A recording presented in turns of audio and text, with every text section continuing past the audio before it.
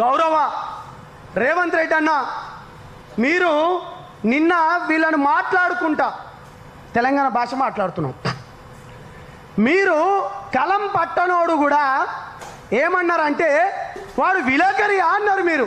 మరి నీ అవ్వ గోడల మీద పెయింట్ రాసుకున్నట్టు నువ్వు ముఖ్యమంత్రి కాలేదా అన్న? గోడల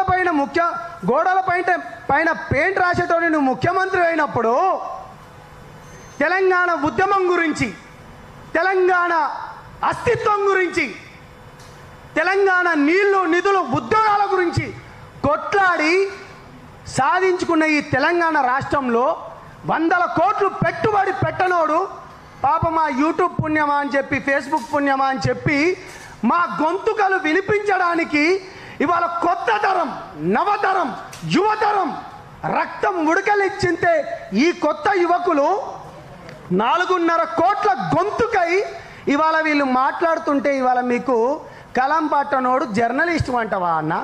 ఇది ఎక్కడి పద్ధతి అన్న?